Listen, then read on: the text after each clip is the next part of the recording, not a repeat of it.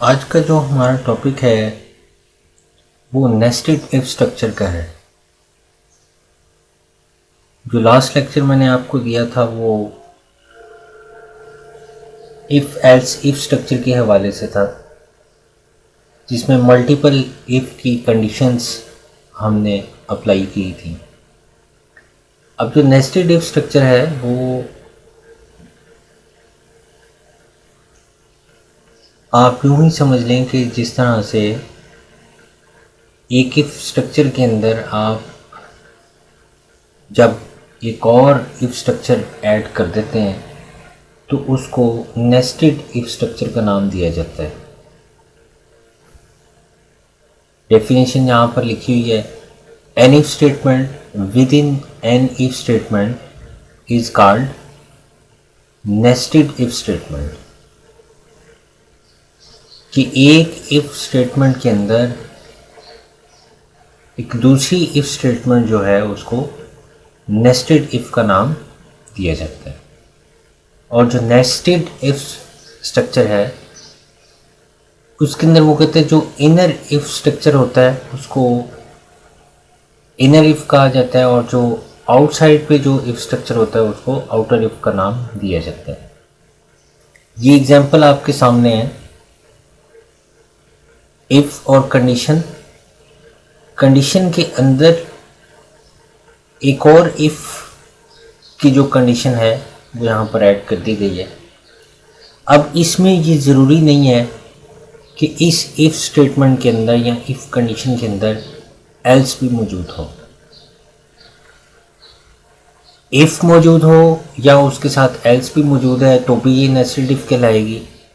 अगर खाली if condition ही मौजूद है और एल्स को हमने ऐड नहीं किया तो भी ये नेस्टेड इफ ही कहलाएगी। आप इफ कंडीशन के अंदर इसको ऐड कर लें या आप इसको एल्स के अंदर ऐड कर लें तो भी ये नेस्टेड इफ ही कहलाएगी। यानी यूं समझ लें कि एक इफ स्टेटमेंट के अंदर एक और जो इफ स्टेटमेंट होती है उसको नेस्टेड इफ का नाम दिया जाता है।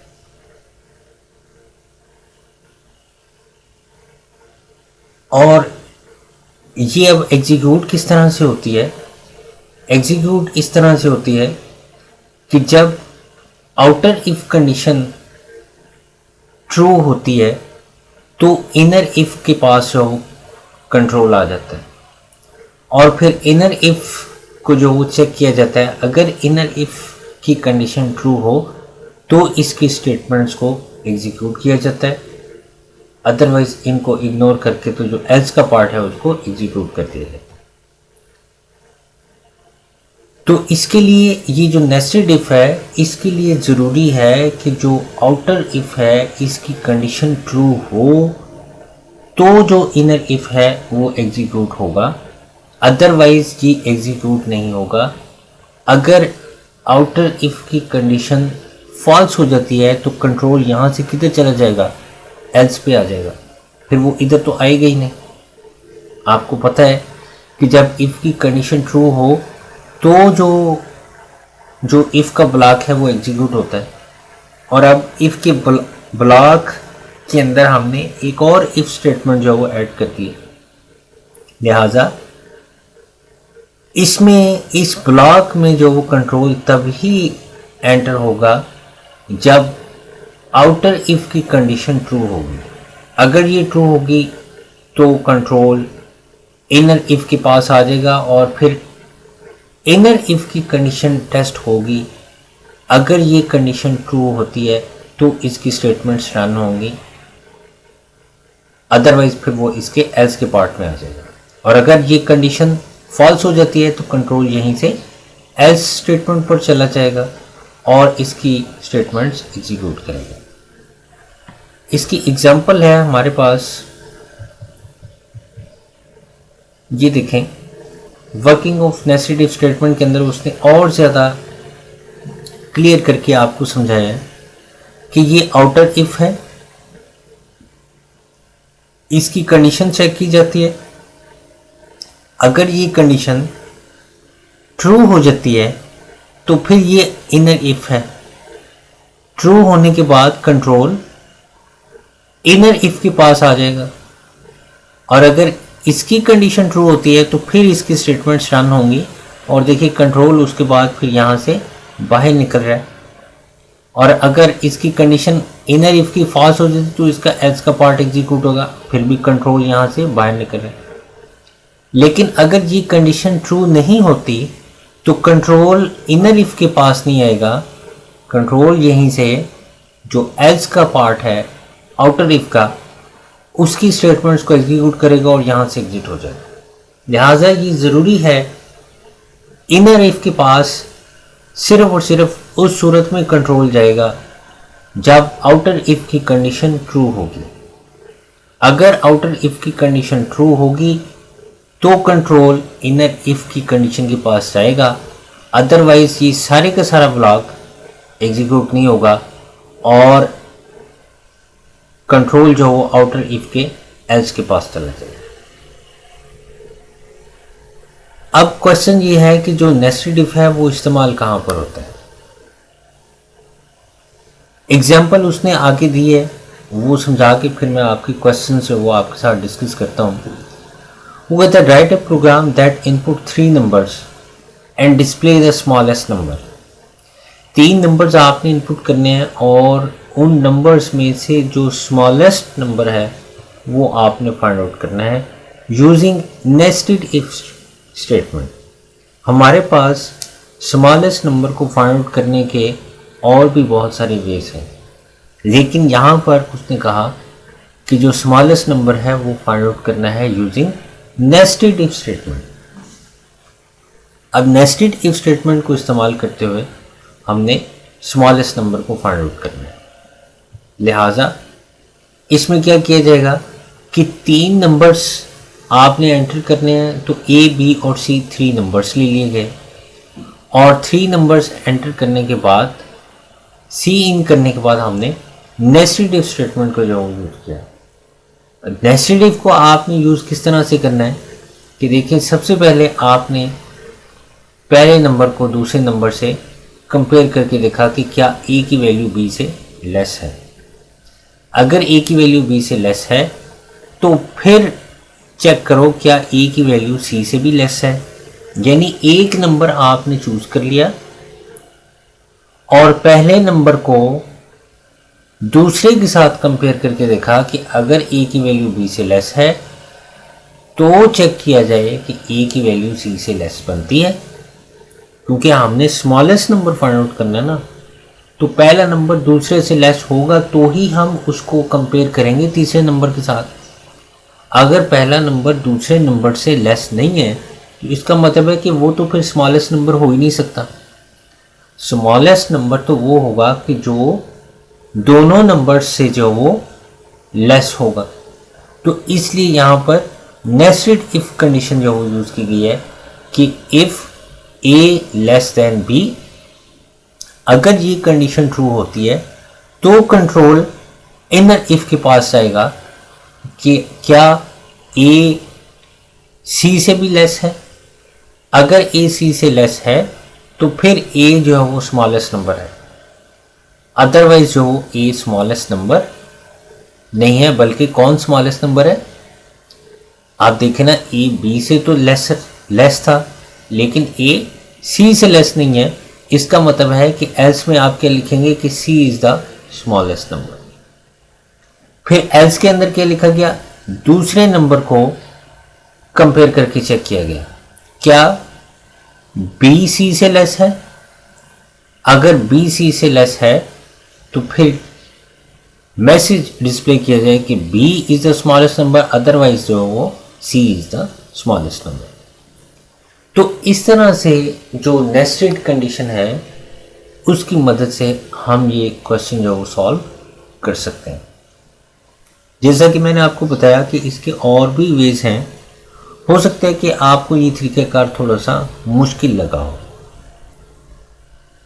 जो आने वाले जो मेथड्स हैं उनमें जब आप इस क्वेश्चन को दोबारा से सॉल्व करेंगे तो आप ये देखेंगे कि ये जो दोनों कंडीशंस हैं इनको अगर हम पैरेलली यहाँ पर लिखना चाहें तो पैरेलली भी लिख सकते हैं, लेकिन दो कंडीशंस यहाँ पर मेंशन करने के लिए हमें किसी ना किसी ऑपरेटर की ज़रूरत होती है जो हम आगे चल के पढ़ेंगे।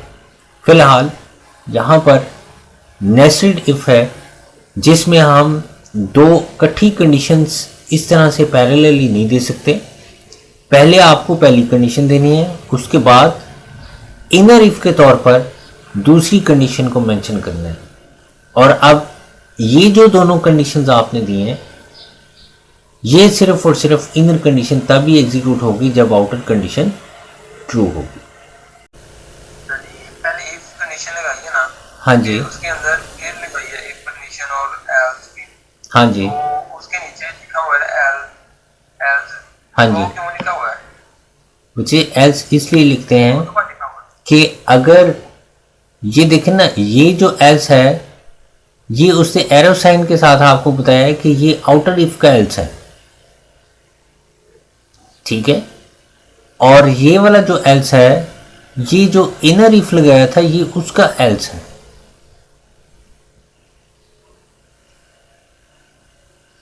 ये एल्स कब एग्जीक्यूट होना है? जब ये वाली कंडीशन फॉल्स हो जाएगी तो कंट्रोल यहां पर आ जाएगा। अगर ए की वैल्यू बी से लेस नहीं होती तो कंट्रोल यहां से जंप करेगा और इस एल्स पे आ जाएगा, और इस एल्स के अंदर जाके वो पहली कंडीशन रीड करेगा। क्योंकि देखें ए बी से छोटा नहीं है तो इसका मतलब है कि ए बी से बड़ा है, तो फिर बी जो हो ए से स्मॉलेस्ट नंबर है, तो फिर बी को सिर्फ हमने सी के साथ ही कंपेयर करना है।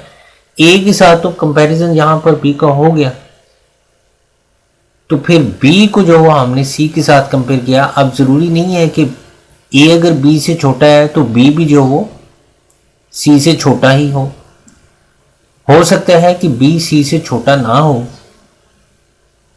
तो फिर अगर ये कंडीशन फॉल्स हो जाएगी तो इसके एल्स के अंदर जाएगा और वो प्रिंट करेगा कि सी जो हो स्मॉलेस्ट नंबर है।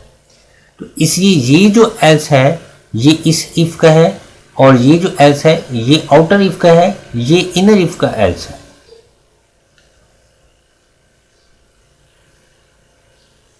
जी समझ आइए आपको?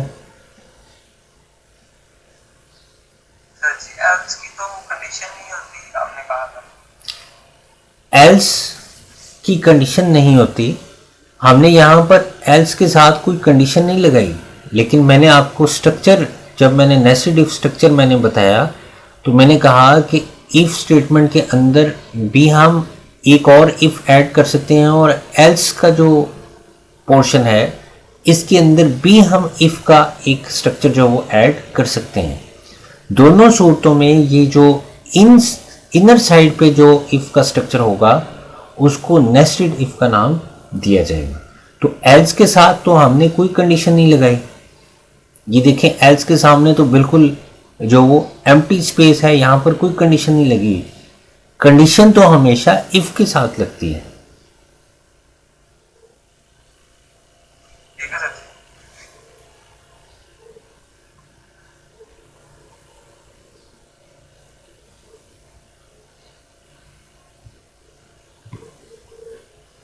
ये उसने आपको फ्लो चार्ट बनाकर समझाया है कि किस तरह से होगा। देखिए सबसे पहले ये जो आउटर इफ की कंडीशन थी, आपने कहा कि ए इज लेस देन बी।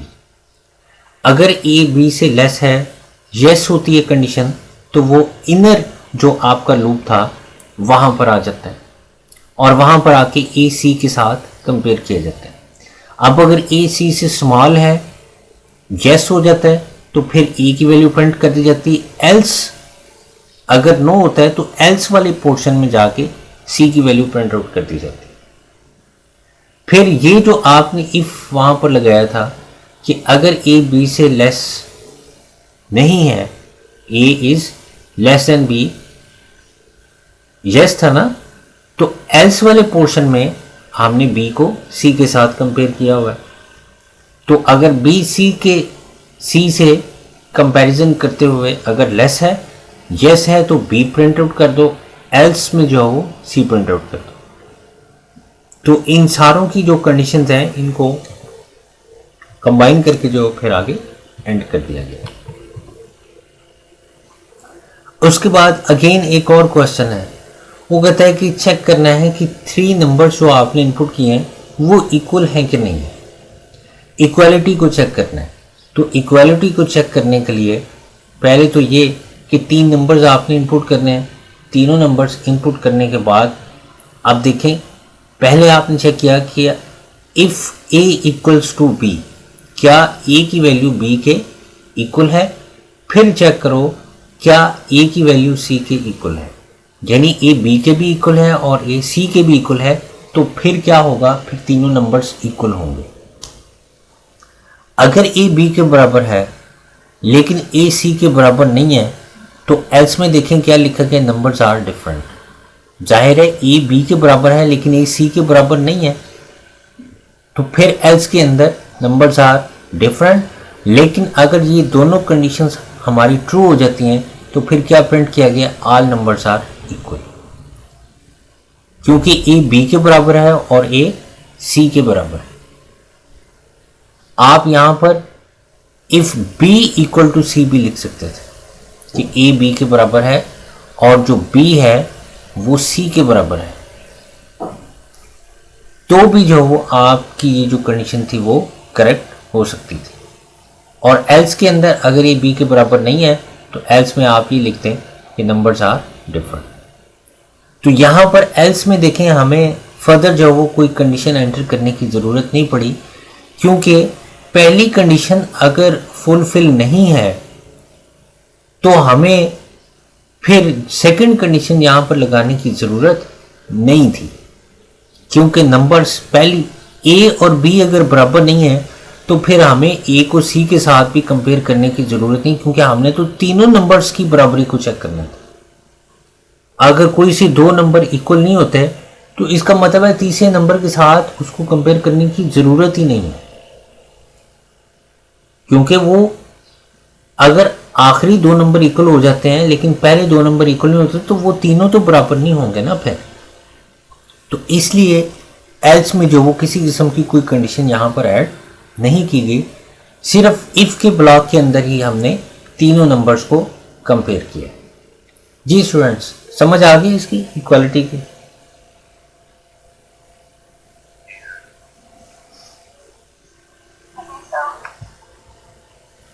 उसके बाद जी आ जाता है हमारे पास कंपाउंड कंडीशन क्या होती है। समटाइम जी जो नेस्टेड इफ है इसमें हमारे पास एक तो क्वेश्चन थोड़ा सा लेंथी हो जाता है और थोड़ा सा हो सकता है आप में से कुछ स्टूडेंट्स को ये थोड़ा सा कम्प्लेक्स भी लगा हो।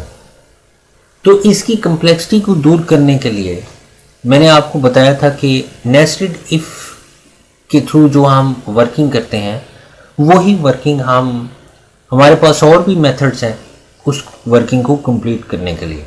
तो बेसिकली उसकी वर्किंग को कंप्लीट करने के लिए कंपाउंड कंडीशन हमने जो वो पढ़नी है। तो वो कहता है type of comparison in which more than one conditions are evaluated is called compound condition. एक से ज़्यादा जो हमारी कंडीशंस होती हैं उनको इवेलुएट किया जाता है, उसको कंपाउंड कंडीशन कहते हैं। और उनको इवेलुएट करने के लिए हमारे पास लॉजिकल ऑपरेटर्स यूज़ होते हैं। अब वो कंपाउंड कंडीशन क्या हो सकती है, जैसे वो कहते हैं कि आप एक प्रोग्राम लिखें जिसमें 2 नंबर्स आपने इनपुट करने हैं और अगर जो पहला नंबर है वो 100 से ग्रेटर है और जो सेकंड नंबर है वो 100 से लेस है तो फिर आपको ओके का मैसेज डिस्प्ले किया जाए। अब देखें यही काम आप इफ स्टेटमेंट के अंदर कर सकते हैं। किस तरह से कर सकते हैं? पहली कंडीशन क्या है कि if A is greater than 100 और फिर उसके बाद आपने नेस्टेड इफ के अंदर बताना था कि if B is less than 100, यानी ए जो वो 100 से ग्रेटर है और बी जो वो 100 से लेस है। तो सी आउट में आपने कहना था कि ओके का मैसेज प्रिंट आउट कर दिया जाए। एल्स जो वो फिर जो कुछ भी नहीं, एल्स के अंदर उसने ना कुछ कहा है और ना आपने जो यहाँ पर एल्स का पार्ट ऐड करना था। लिहाजा इस तरह से जो नेस्टेड इफ थे उसके थ्रू जो हम ये वर्किंग कर सकते थे। उसका जो अल्टरनेट है वो है लॉजिकल ऑपरेटर्स, कि आप इन दोनों कंडीशंस को अगर आप पैरेलली चलाना चाहते हैं तो किस तरह से चलाएंगे। उसके लिए है एंड ऑपरेटर है, और ऑपरेटर है और नॉट ऑपरेटर है। एंड ऑपरेटर कहाँ पर इस्तेमाल होता है? एंड ऑपरेटर लगाने के लिए ये हमारे पास सिंबल है एम्परसाइन, इसको कहा जाता है, और ये जो एम्परसाइन है वो एंड ऑपरेटर की जगह पर इस्तेमाल होता है। यानी अगर हमारे पास दो कंडीशंस हो, कंडीशन 1 और कंडीशन 2, और इन दोनों का ट्रू होना ज़रूरी हो, जैसा कि ऊपर उसने कहा कि अगर ए की वैल्यू 100 से ग्रेटर होती है एंड बी की वैल्यू जो वो 100 से लेस होती है, तो ओके का मैसेज डिस्प्ले होना चाहिए।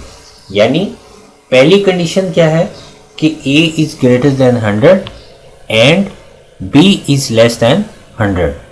तो ये अगर दोनों कंडीशंस ट्रू होती हैं तो जो वो जवाब जो हो हमारा ट्रू के अंदर आएगा। ये देखें, ये टेबल जो हो एक्सप्लेन करता है बेसिकली कि हमारी जो कंडीशंस हैं उनका क्या क्या रिजल्ट हो तो उसका रिजल्ट क्या आएगा।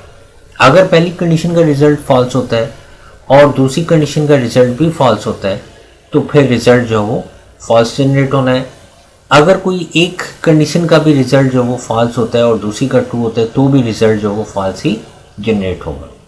यानी पहली कंडीशन अगर फॉल्स हो जाती है दूसरी ट्रू हो जाती है तो भी फॉल्स है, अगर पहली ट्रू हो जाती है दूसरी फॉल्स हो जाती है तो भी फॉल्स है। ट्रू सिर्फ और सिर्फ उस सूरत में आएगा जब दोनों कंडीशंस ट्रू होंगी। यानी एंड के केस के अंदर हमारा कंडीशन का रिजल्ट सिर्फ उस सूरत में ट्रू आएगा जब दोनों कंडीशंस ट्रू होंगी। तो ये हमारी लॉजिक पर डिपेंड करता है। क्वेश्चन जो पूछा गया है उस क्वेश्चन के अंदर जो वो क्या चीज़ यूज़ की गई है। क्या यहाँ पर दोनों कंडीशंस का ट्रू होना ज़रूरी है? क्योंकि उसने दोनों कंडीशंस का जो वो यहाँ पर क्वेश्चन के अंदर कहा है कि एक वैल्यू जो वो 100 से ग्रेटर होनी चाहिए और दूसरी वैल्यू जो वो 100 से लेस होनी चाहिए। तो फिर चूँकि एंड यूज़ किया गया, दोनों का ट्रू होना कंपल्सरी है, तो हम इस क्वेश्चन को इस एंड ऑपरेटर की मदद से सॉल्व कर सकते हैं।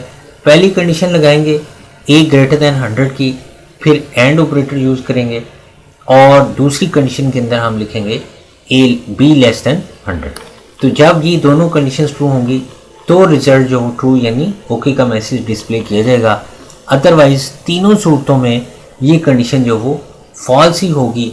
अगर किसी एक वेरिएबल की वैल्यू भी जो हो लेस देन या ग्रेटर देन होती है और वो कंडीशन के मुताबिक हमें जो रिज़ल्ट है वो फॉल्स या फॉल्स ट्रू या ट्रू फॉल्स आता है, तो कंडीशन की जो बॉडी है उसके अंदर कंट्रोल जो वो एंटर नहीं किया जाएगा, उसके एल्स के पार्ट के अंदर जो भेज दिया जाएगा अगर हमने लिखा है तो। और अगर हमने एल्स का पार्ट नहीं लिखा तो फिर जो इफ़ के ब्लॉक के अंदर जो हमने स्टेटमेंट्स लिखे हैं उनको स्किप कर दिया जाएगा।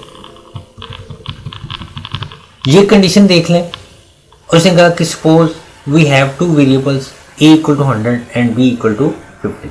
The compound condition a greater than 10 and b greater than 10 is true. यानी a की वैल्यू b 10 से ग्रेटर है और b की वैल्यू भी 10 से ग्रेटर है, तो फिर ये ट्रू देगा। It contain two condition and both are true, so the whole compound condition is also true. यानी जो इसकी कंडीशन है मैं आपको यहाँ पर लिख के दिखा देता हूँ कि किस तरह से आपने कंडीशन एक्चुअली लिखनी है। इफ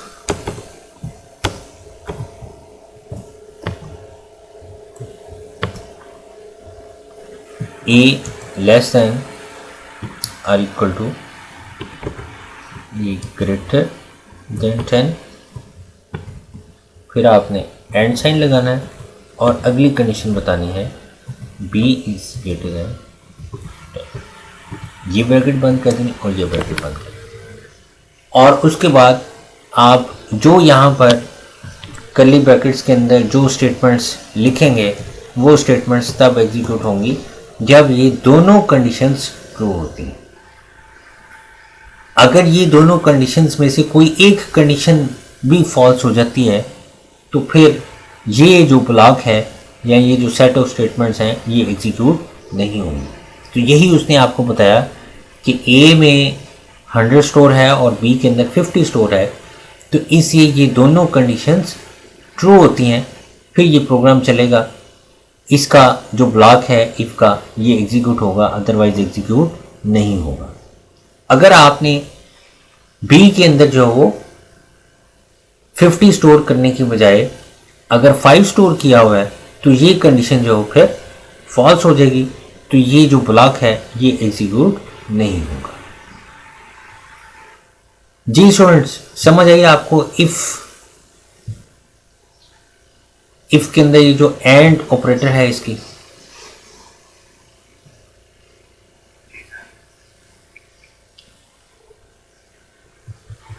अब ये एक प्रोग्राम है, उसने ये बताया है कि हमने 3 नंबर्स इनपुट करने हैं और देखना है कि मैक्सिमम नंबर कौन सा है। यानी जिस तरह से आपने स्मॉलेस्ट नंबर का प्रोग्राम किया था उसी तरह से आप मैक्सिमम नंबर यानी जो सबसे ज़्यादा लार्ज जो वैल्यू के अंदर आपने नंबर एंटर किया था वो कौन सा है।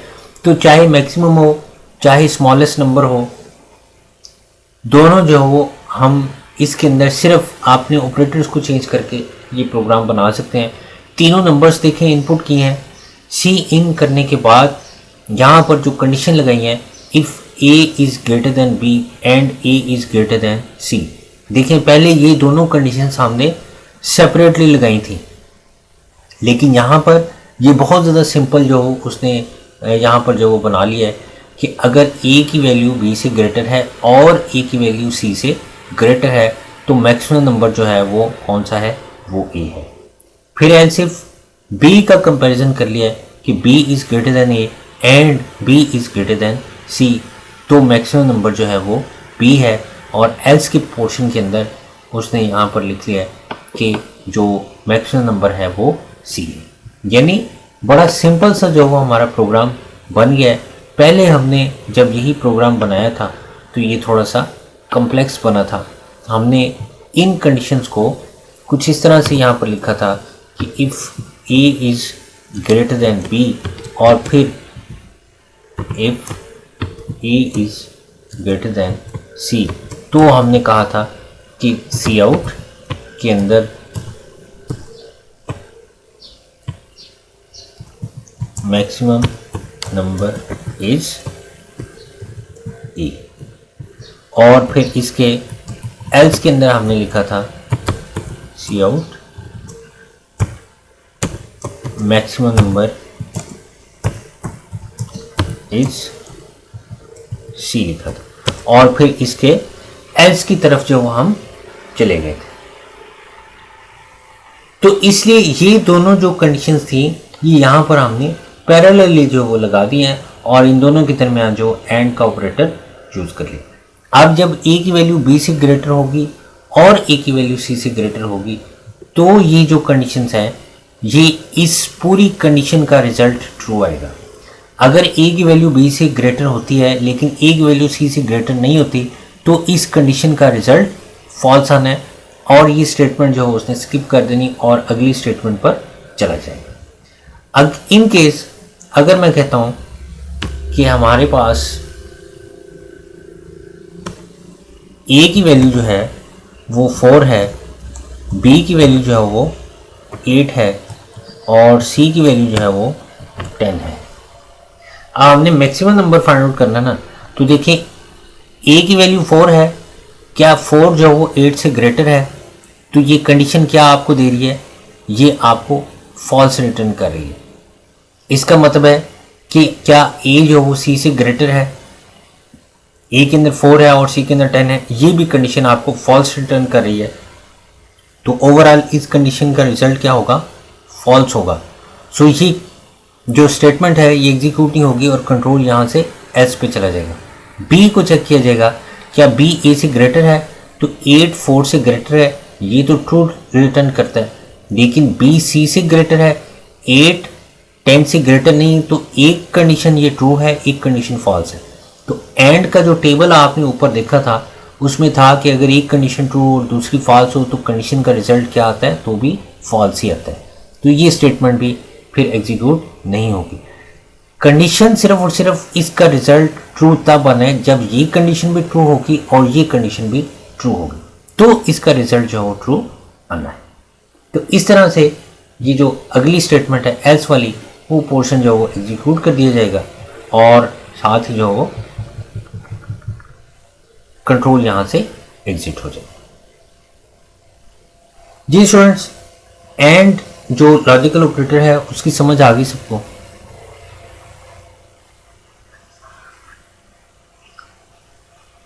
उसके बाद मैं मीटिंग को रिस्टार्ट करने लगा हूँ। ऑलमोस्ट 1 मिनट जो रह गया है मीटिंग एंड होने में, तो मैं अभी मीटिंग को जो रिस्टार्ट करूँगा, फिर उसके बाद आपने इसको रीज्वाइन करना है। जो और ऑपरेटर है वो उसके बाद जो वो हम यहाँ पर करते हैं।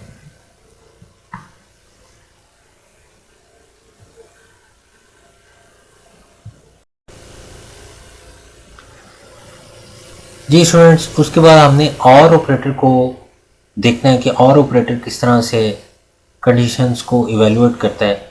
अगर दो कंडीशंस के दरमियान और ऑपरेटर हो, उसके लिए हमारे पास ये पाइप साइन है जो हम कीबोर्ड से जो सिंबल के तौर पर जो लिखते हैं दोनों कंडीशंस के दरमियान। तो और ऑपरेटर की सूरत में दोनों कंडीशंस का रिजल्ट फॉल्स सिर्फ और सिर्फ उस सूरत में होगा जब दोनों कंडीशंस फॉल्स होंगी।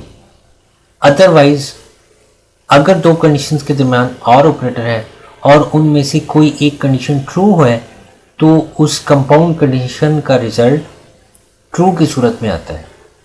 यानी अगर पहली कंडीशन फॉल्स है और दूसरी भी फॉल्स है तो फॉल्स आएगा। अगर पहली फॉल्स है दूसरी कंडीशन ट्रू है तो कंडीशन का रिजल्ट ट्रू आएगा। पहली ट्रू है दूसरी फॉल्स है तो भी ट्रू, और अगर दोनों कंडीशंस ट्रू हैं तो कंपाउंड कंडीशन का रिजल्ट ट्रू की सूरत में दिया जाएगा। यानी इसका ये जो और ऑपरेटर है, इसका लफ्ज़ी मतलब भी यही होता है कि ये कंडीशन ट्रू हो जाए या ये वाली कंडीशन ट्रू हो जाए तो ये वर्किंग जो वो कर दी जाए। तो इसलिए जो और ऑपरेटर है वो अगर दो कंडीशंस के दरमियान इस्तेमाल हो रहा है तो उन दोनों कंडीशंस में से कोई एक अगर कंडीशन ट्रू हो जाए तो उस कंपाउंड कंडीशन का रिजल्ट भी ट्रू होता है, यानी उसकी जो स्टेटमेंट्स हैं वो फिर एग्जीक्यूट हो जाती हैं। मिसाल के तौर पे अगर ए के अंदर 100 स्टोर है और बी के अंदर 50 स्टोर है तो कंपाउंड कंडीशन ए ग्रेटर देन 50 और बी ग्रेटर देन 50, इसका रिजल्ट ट्रू आएगा। बी की वैल्यू तो 50 से ग्रेटर नहीं, लेकिन ए की वैल्यू तो 50 से ग्रेटर है ना, तो फिर इस कंडीशन का रिजल्ट ट्रू जनरेट कर दिया जाएगा। यानी ये अगर कंडीशन हो कि ए ग्रेटर देन 500 और बी ग्रेटर देन 500 तो फिर इस सूरत में इस कंडीशन का रिजल्ट फॉल्स होगा, क्योंकि ए की वैल्यू 100 है, 500 से ग्रेटर नहीं है, बी की वैल्यू 50 है, 500 से ग्रेटर नहीं, इसने भी फॉल्स जनरेट किया, इसने भी फॉल्स जनरेट किया, तो फिर ओवरऑल इस कंपाउंड कंडीशन का रिजल्ट क्या आ जाएगा, फॉल्स आ जाएगा। अगर इन दोनों में से कोई एक कंडीशन ट्रू हो जाती है तो फिर इस टेबल के मुताबिक किसी एक कंडीशन के ट्रू होने की सूरत में रिजल्ट ट्रू ही आएगा। अब यहाँ पर ज़रूरी नहीं है कि सिर्फ दो ही कंडीशन हो, यहाँ पर एक तीसरी कंडीशन भी हो सकती है, फिर साथ में एक चौथी कंडीशन भी हो सकती है। तो और अगर उन कंडीशंस के दरमियान होगा तो उन तमाम कंडीशंस में से किसी एक कंडीशन के ट्रू होने की सूरत में रिजल्ट ट्रू होगा। मिसाल के तौर पे जैसे मैं कहता हूँ कि आपने एक करैक्टर जो वो एंटर करना है और अगर वो करैक्टर आपने वॉवल एंटर किया है तो मैसेज डिस्प्ले हो जाए कि ये वॉवल करैक्टर्स हैं। आप देखें जो वॉवल करैक्टर्स हैं वो तो हमारे पास 5 हैं, ए ई आई ओ यू, ये पांचों लेटर्स क्या है, ये वॉवल्स हैं। तो आपने ये पांचों तो एंटर नहीं करने, लेकिन कंडीशन में तो आपने मेंशन करना है ना कि अगर यूज़र ने ए प्रेस किया या यूज़र ने ई प्रेस किया या यूज़र ने आई प्रेस किया या यूज़र ने ओ प्रेस किया या यूज़र ने यू प्रेस किया, तो ये पांचों कंडीशंस आप पैरेलली जो यहाँ पर लगाएंगे तो वो क्या हो जाएंगी, उन पांचों में से लेटर तो हमने 1 एंटर करना है, हम ये एंटर करेंगे या आई या ओ या यू या ई। तो अगर तो लेटर जो एंटर किया गया वो इन्हीं में से जो वो कोई एक लेटर है, तो फिर क्या मैसेज डिस्प्ले किया जाएगा कि ये लेटर जो वो वॉवल है। तो इसलिए कंडीशंस हमारे पास 2 से ज़ायद भी हो सकती हैं, 5 भी हो सकती हैं, 10 भी हो सकती हैं, ज़्यादा भी हो सकती हैं। तो जितनी भी कंडीशंस हैं, अगर उनके दरमियान और ऑपरेटर लगाया गया तो फिर किसी एक कंडीशन के ट्रू होने की सूरत में उस कंपाउंड कंडीशन का रिजल्ट हमेशा ट्रू होगा। लेकिन अगर एंड ऑपरेटर लगाया गया है तो फिर उन तमाम कंडीशंस का रिजल्ट जब तक ट्रू नहीं होगा तो कंपाउंड कंडीशन का रिजल्ट भी ट्रू जनरेट नहीं होगा। तो ये फ़र्क है और ऑपरेटर में और एंड ऑपरेटर में। जो मैं आपको समझा रहा था क्वेश्चन, वो आगे उसने क्वेश्चन भी यही जो वो आपको एग्जांपल के तौर पर जो वो दिया हुआ है।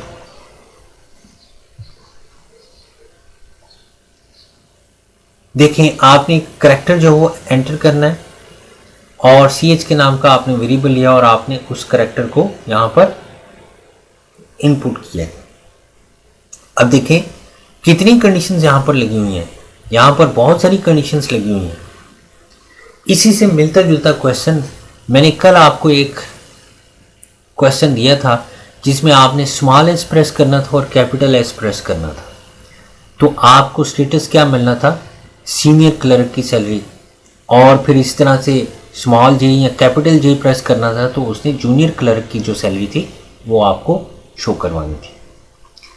तो देखें, इफ़ CH इक्वल्स टू ये अपॉस्ट्रोफी सिंगल कोट्स के अंदर, आपको पता है हम अपने तमाम जो मुझे आपने अगर क्वेश्चन करना हो तो आप अपना माइक खोला करें, अदरवाइज अपने माइक को जो वो बंद रखा करें। तो इसमें देखें कि अगर हमारे पास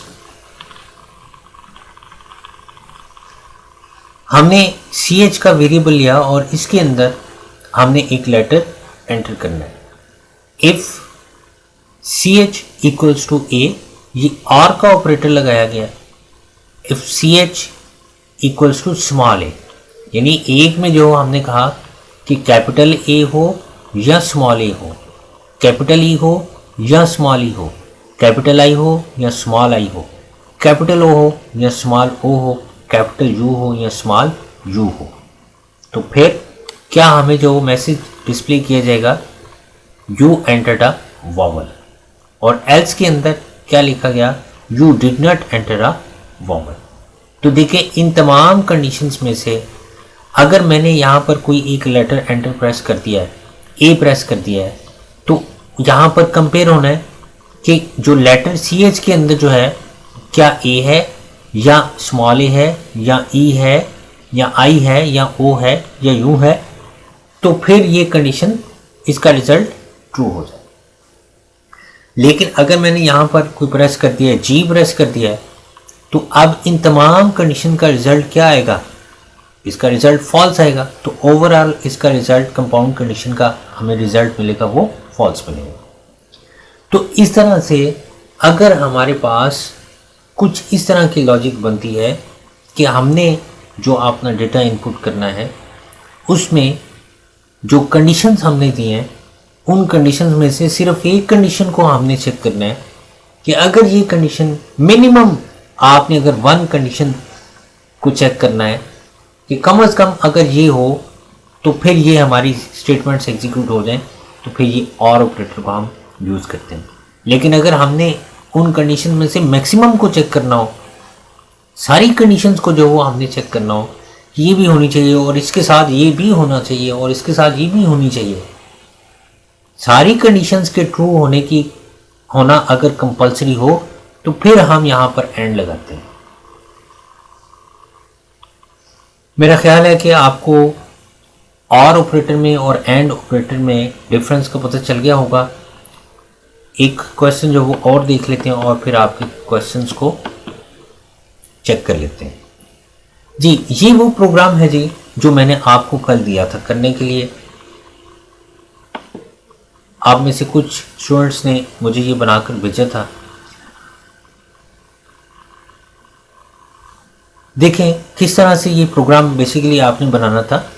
वो था enter any character throughout the keyboard and determine whether it is capital letter और स्मॉल लेटर और डिजिट्स नंबर और स्पेशल सिंबल।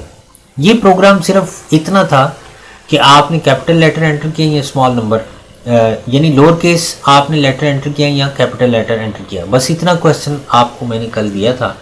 लेकिन ये क्वेश्चन जो है वो थोड़ा यहाँ पर और भी जो इसके अंदर कंडीशन ऐड हो गई हैं कि क्या वो डिजिट है या वो कोई स्पेशल सिंबल है। तो इसको देख लेते हैं। एंटर करेक्टर, आपने करेक्टर जो वो इनपुट कर दिया। अब ये जो करेक्टर आपने इनपुट किया है वो बेसिकली किस टाइप के अंदर है, वो करेक्टर टाइप का वेरिएबल आपने लिया हुआ है। तो करेक्टर टाइप के वेरिएबल को आप यहाँ पर किस तरह से आपने कहा कि क्या ए की वैल्यू सी एच के अंदर जो आपने लेटर एंटर किया वो अगर ए से ग्रेटर है या ए के इक्वल है, एंड सी एच जो वो अगर जी के इक्वल है या जी से लेस है। बेसिकली यहाँ पर ये जो लेस देन का जो ऑपरेटर यूज़ किया गया है वो इसके आस्की कोड्स के लिए जो वो यूज़ किया गया है कि अगर ए का आस्की कोड 65 होता है और जी का जो आस्की कोड है उसमें आप 26 ऐड कर दें, तो अगर वो उससे लेस होता है तो इसका मतलब है कि ये कैपिटल लेटर्स हैं। और अगर स्मॉल ए से ग्रेटर है और स्मॉल जी से लेसर है तो इसका मतलब है कि जो स्मॉल लेटर्स थे वो जो वो कोई ना कोई एंटर किए गए हैं। फिर इसी तरह से 0 से अगर ग्रेटर है और 9 से जो लेस है तो इसका मतलब है डिजिट्स एंटर किए गए हैं। और एल्स के अंदर जो कुछ बचता है वो सारे के सारे सिंबल्स बचते हैं, इस सिंबल्स जो वो एंटर कर दिए गए। तो इस तरह से ये जो एंड का ऑपरेटर है ये इस्तेमाल करते हुए आप इस प्रोग्राम को आपने इस प्रोग्राम को हल करना था। कुछ ने जो वो ट्राई की है इसको हल करने की, लेकिन उनको मैंने एक जो वो पॉइंट बताया था कि आप आस्की कोड के साथ जो वो कंपैरिजन कर सकते हैं। यही प्रोग्राम आप आस्की कोड के साथ भी जो वो कंपेयर करके बना सकते हैं कि अगर जो लेटर एंटर किया गया उसकी वैल्यू जो वो 65 से ग्रेटर है और 65 में आप 26 ऐड कर लें तो वो जी की वैल्यू होगी। तो उसके साथ आप कंपेयर कर लें कि अगर जी की वैल्यू से स्मॉलेस्ट है तो फिर कैपिटल लेटर एंटर किया गया। इसी तरह 97 जो वो स्मॉल ए की वैल्यू होती है और 97 में आप 26 और ऐड कर लें तो वो आपको स्मॉल जी की वैल्यू मिल जाएगी। फिर इसी तरह से 0 to 9 तक जो है वो आपको 0 की वैल्यू का भी पता होना चाहिए और 9 की वैल्यू का भी पता होना चाहिए। तो ये आप कंपैरिजन इस तरह से भी जो वो आस्की कोड किस तरह से गेट किया जाता है, मैंने आपको पहला एक प्रोग्राम बनाया था जब मैंने इनपुट आउटपुट का चैप्टर आपको करवाया था। तो उस वक्त मैंने आपको बताया था किसी भी लेटर का आस्की कोड अगर लेना हो तो वो किस तरह से लिया जाता है।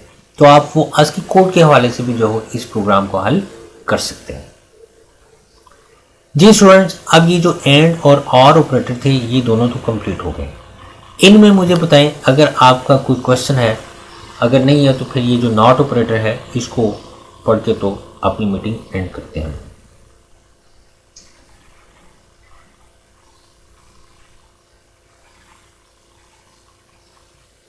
ठीक है जी, कोई क्वेश्चन नहीं है। नॉट ऑपरेटर को देख लें। नॉट ऑपरेटर बेसिकली ये जो फैक्टोरियल साइन है ये इसका सिंबल है। बेसिकली जो नॉट ऑपरेटर है ये निगेशन को शो करता है, यानी ये हमारी कंडीशन को रिवर्स कर देता है। अगर हमारी कंडीशन का रिजल्ट ट्रू हो तो ये उसको फॉल्स कर देता है, और अगर कंडीशन का रिजल्ट फॉल्स हो तो ये उसको ट्रू कर देता है। यानी नॉट ट्रू का मतलब ये है कि वो फॉल्स है और नॉट फॉल्स का मतलब ये है कि वो ट्रू है। अब यहां पर देखें, जिस तरह से मैंने कहा suppose we have two variables, A की वैल्यू 100 है और बी की वैल्यू 50 है। The condition not A equal to B is true, कि A equal to B not A equal to B, यानी ए बी के बराबर नहीं है, तो वाकई ये कंडीशन ट्रू है। ए में 100 स्टोर है और बी में 50 स्टोर है, ये दोनों जो वो एक दूसरे के बराबर तो नहीं है ना। लेकिन ये जो रिजल्ट है, अब देखिए इसको इवेल्युएट करने के तरीकेकार ये होता है कि आप पहले ये जो इनर कंडीशन है इसका रिजल्ट देखें कि इसका रिजल्ट क्या होगा। क्या ए इक्वल्स टू बी है? ठीक है, A इक्वल्स टू B नहीं है ना, इसका रिजल्ट क्या होगा, इसका रिजल्ट फॉल्स होगा। और नॉट फॉल्स, तो फॉल्स को आपने रिवर्स कर देना और वो क्या हो जाता है, ट्रू हो जाता है। तो इस तरह से हम इसको जो वो सॉल्व करते हैं। इस तरह से ये एक जो एग्जांपल देख लें, उसको जो वो आपको समझ आ जाएगी। वो कहता है कि आपने एक नंबर एंटर करना है और आपने बताना है कि क्या वो नंबर जो वो इवन है या वो नंबर ऑड है। लॉजिकल ऑपरेटर की मदद से, ये जो नॉट ऑपरेटर है इसकी मदद से आपने उसको बताना है। इससे पहले आप ये क्वेश्चन हल कर चुके हैं। हमने एक नंबर जो वो एंटर किया और वो नंबर हमने n के अंदर एंटर किया है। तो यहाँ पर देखें कि हम पहले जो कंडीशन लगाते थे वो हम कंडीशन कुछ इस तरह से लगाते थे।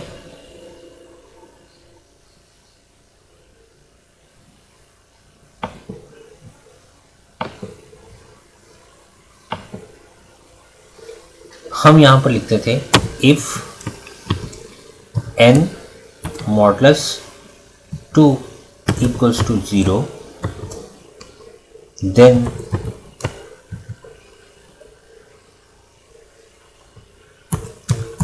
इवन नंबर,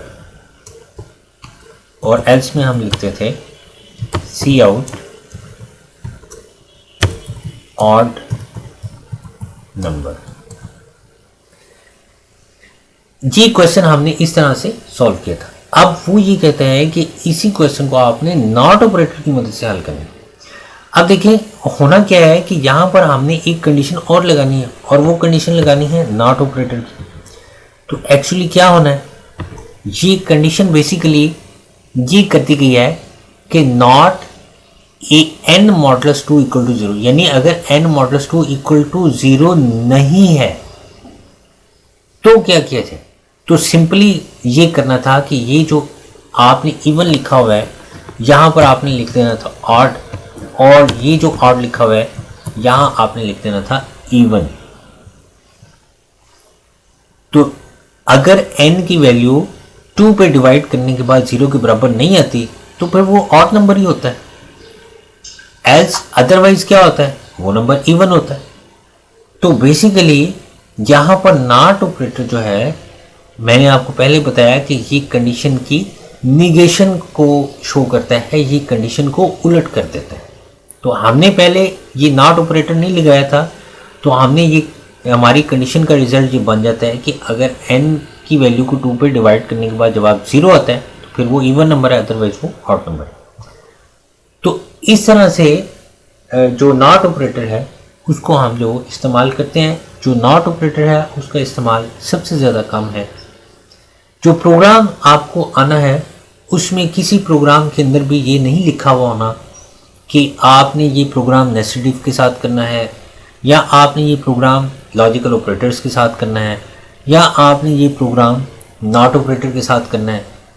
लॉजिक आपकी अपनी होती है, सिर्फ प्रोग्राम की स्टेटमेंट होती है।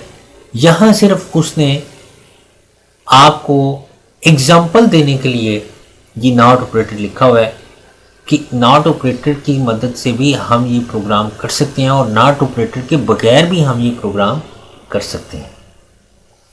तो इसलिए ये आपकी अपनी लॉजिक होती है कि आप किस तरह से अपने प्रोग्राम को सॉल्व करते हैं। जी स्टूडेंट्स, अब मुझे बताइए कि ये जो हमारे पास आज का टॉपिक था, एक तो नेस्टेड इफ और दूसरा कंपाउंड कंडीशन, ये हमने जो आज कंप्लीट कर ली है। आगे उसने जो आपको एक प्रोग्राम दिया है, वो प्रोग्राम दिया गया है,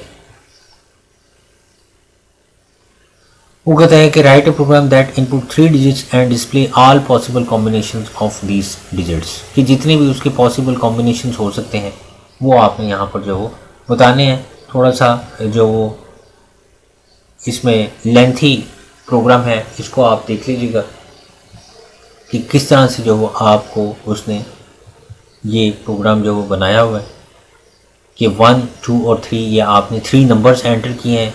1 ए के अंदर है, 2 बी के अंदर है और 3 सी के अंदर है। तो पहला कॉम्बिनेशन 1 2 3 हो सकता है, 1 3 2 हो सकता है, 2 1 3 हो सकता है, 3 1 2 हो सकता है, 3 2 1 हो सकता है। उसके जितने भी पॉसिबल कॉम्बिनेशन थे वो उसने यहाँ पर जो शो करवा दिए हैं। तो ये सारा लॉजिकल ऑपरेटर्स की मदद से जो वो उसने ये प्रोग्राम बनाया है। उसके बाद ये स्विच स्ट्रक्चर है, ये मैं आपको कल पढ़ाऊँगा। अभी आज आपने यही करना है, इस प्रोग्राम को थोड़ा सा समझना है और फिर मुझे बताना है कि क्या ये प्रोग्राम आपको समझ आ गया कि नहीं आया। इसमें उसने जो लॉजिकल ऑपरेटर्स को यूज़ किया है, एंड ऑपरेटर को यूज़ किया है और सिंपल जो वो इक्वालिटी को यूज़ किया और उसके डिफरेंट जो वो कॉम्बिनेशंस उसने बनाए हैं। नेस्टेड इफ भी जो इसके अंदर यूज़ की गई है, तो इसको आपने करना है। और दूसरा जो मैंने कल आपको 3 क्वेश्चंस दिए थे उनमें से एक क्वेश्चन तो हो गया। दूसरा क्वेश्चन जो सैलरी वाला क्वेश्चन था उसमें भी मैंने आपको बता दिया कि किस तरह से आपने अब ये जो एंड ऑपरेटर है वो यूज़ करना है कि स्मॉल एस के लिए और कैपिटल एस के लिए आपने एंड ऑपरेटर यूज़ करना है कि यूज़र एस प्रेस करता है या यूज़र जो हो कैपिटल एस प्रेस करता है। सॉरी, मैंने आपको बताया कि एंड ऑपरेटर यूज़ होना है, इसके अंदर आर ऑपरेटर यूज़ होना है। और तीसरा जो नंबर था, बताना था कि ये पॉजिटिव नंबर है या ये नेगेटिव नंबर है या ये 0 के इक्वल है। तो आपने पहले ये क्वेश्चन था या कोई और क्वेश्चन था, मेरे ख्याल में दूसरा क्वेश्चन था ये।